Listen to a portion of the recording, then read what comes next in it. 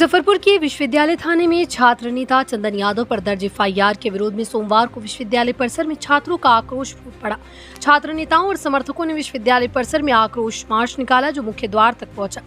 यहां प्रदर्शनकारियों ने कुलपति का पुतला दहन कर विश्वविद्यालय प्रशासन के खिलाफ जमकर नारेबाजी की। प्रदर्शन का नेतृत्व कर रहे छात्र नेता तैयब खान ने आरोप लगाया कि पीएचडी से जुड़े मुद्दों को लेकर चल रहे छात्र आंदोलन को दबाने के लिए छात्र नेताओं पर कथित रूप से झूठे मुकदमे दर्ज किए जा रहे। उन्होंने कहा कि छात्र हितों की आवाज उठाने वालों को डराने का प्रयास किया जा रहा है। साथ ही चेतावनी दी यदि चंदन यादव पर दर्ज एफआईआर वापस नहीं ली गई तो आंदोलन को और व्यापक किया जाएगा। हालांकि इन आरोपों पर समाचार लिखे जाने तक विश्वविद्यालय प्रशासन की ओर से कोई आधिकारिक प्रतिक्रिया सामने नहीं आई है।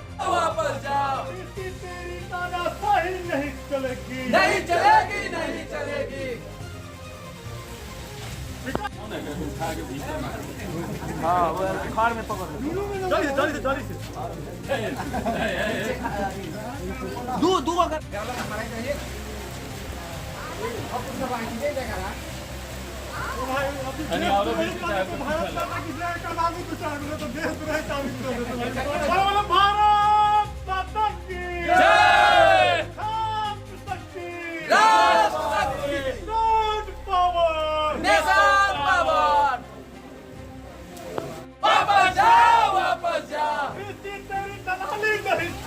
नहीं चलेगी, नहीं चलेगी। वापस जाओ, वापस जाओ, वापस। आप जा हाथ पे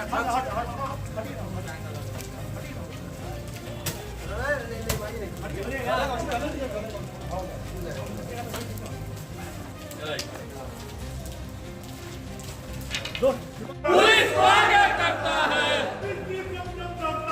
पुलिस को आगे करता है, पुलिस को आगे करता है। वापस जाओ, वापस जाओ, वापस जाओ, वापस जाओ, वापस जाओ, वापस जाओ, वापस जाओ। तेरी चमचागिरी नहीं चलेगी, नहीं चलेगी, नहीं चलेगी। तेरी चमचागिरी नहीं चलेगी, नहीं चलेगी, नहीं चलेगी। छात्रहित का हनन हुआ तो खून बहेगा सड़कों पे, छात्रहित का हनन हुआ तो खून बहेगा।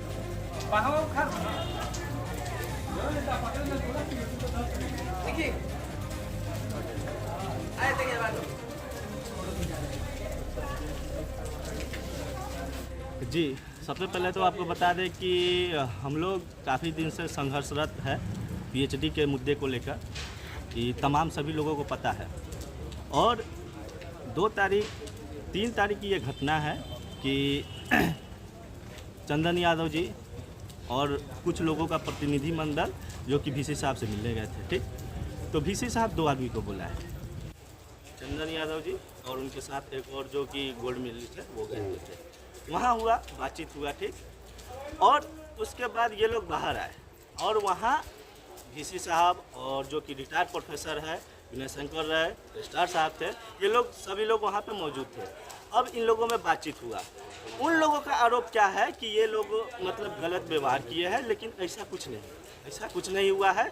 ये सबके बात मतलब पता है, ये चीज़ संज्ञान है। लेकिन ये क्या किए हैं कि झूठा मुकदमा कर दिए हैं और ये चाहते हैं कि यहाँ जो भी आंदोलन हो रहा है वो आंदोलन को दबाया जाए, दमन किया जाए, छात्रों की आवाज़ को दबा दिया जाए। लेकिन हम वीसी साहब से कह देना चाहते हैं कि यहाँ के छात्रों का आवाज़ दबने वाला नहीं है और ये जो आंदोलन है ये और उग्र होगा और आक्रोशित होगा, जो वीसी साहब को संभालना मुश्किल हो जाएगा। और ऐलान कर देना चाहते हैं कि अगर आप मुकदमा वापस नहीं लेते हैं तो इसका खामियाजा आपको बहुत अच्छी तरह भुगतना होगा। ये वीसी साहब जो सोए हुए रहते हैं और जितना भी तमाम तरीके का कार्य होता है जिससे सिर्फ पैसा का उगाही होता है वो काम करते हैं और छात्र हित में कोई काम नहीं करते। अगर कोई छात्र हित आवाज़ उठाता है अपना और अपने अधिकार के लिए लड़ना चाहता है तो उन पर फर्जी मुकदमा डाल देते हैं और उनको दबाने का काम करते हैं। तो अब ये सब बिल्कुल चलने वाला नहीं है। इसी क्रम में आज हम लोगों ने पुतला दहन किया है वीसी साहब का। किन किन लोगों पर मुकदमा हुआ है? एक है कि चंदन यादव जी पर हुआ है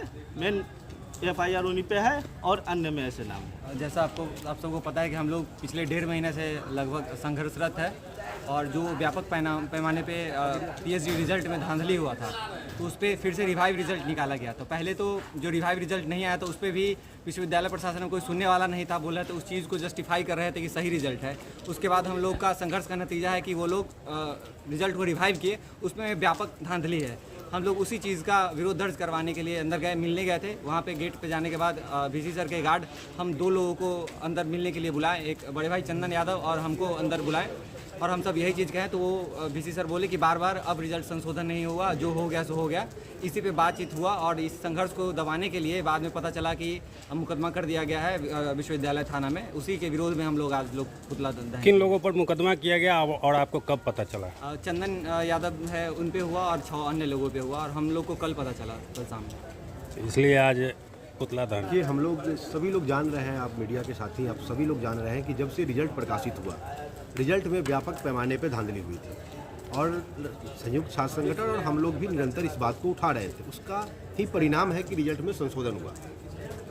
रिजल्ट संशोधन होने के बाद 18 नए बच्चों को रिजल्ट में नाम आया और 18 बच्चे बाहर हो गए। आप समझिए PhD जैसे कोर्स में अगर 18 बच्चे जो अगर पहले अयोग्य थे उनको योग्य इस बार माना गया है, तो इसका जो पहले अयोग्य थे उस बार योग्य माना गया। कहने का मतलब है अगर वो किसी कारण उनकी मेरिट बनी थी, उनको बाहर किया गया है तो मेधा सूची में आने लायक नहीं थे, तब तो बाहर किया गया है ना।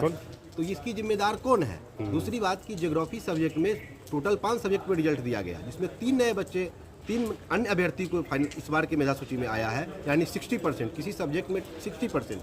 हम इतिहास के छात्र हैं, हमारे सब्जेक्ट में 10 में से 3 अन्य अभ्यर्थी को शामिल किया गया है, जो पिछले बार थे वो बाहर हो गए, यानी 30%। किसी भी एग्जाम में की मेधा सूची में 30%, 7%, 25% अगर रिजल्ट बदल जा रहा है, वह पूरी की पूरी प्रक्रिया ही वैधानिक नहीं रह जाती है। हम लोग यही बात कहने के लिए गए थे कुलपति आवास के पास। हम लोग गए, बुलाया गया 2 लोगों को, जिसमें हमारे साथी अविनाश जी ने बताया, अविनाश जी और चंदन यादव गए।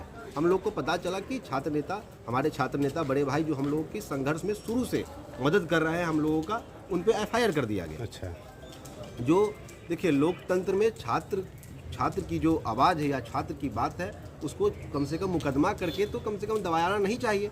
आप इंस्टीट्यूशन के हेड हैं, देखिए कुलपति एक ऐसे पद है या कि भाई हम लोग छात्र हैं, हम लोगों को कुलपति सिर्फ कुलपति ही नहीं होते हैं, कुलगुरु भी होते हैं। हम लोग उनकी बड़ी सम्मान करते हैं, बड़ी आदर करते हैं। हम लोग जब भी उनको देखते हैं हम लोग कि भाई कुलगुरु हैं, ऐसी उनकी व्यवहार होनी चाहिए कि हम लोगों का उनका श्रद्धा से उनके सामने सर झुक जाए, ना कि उनका पुतला फूकना पड़े।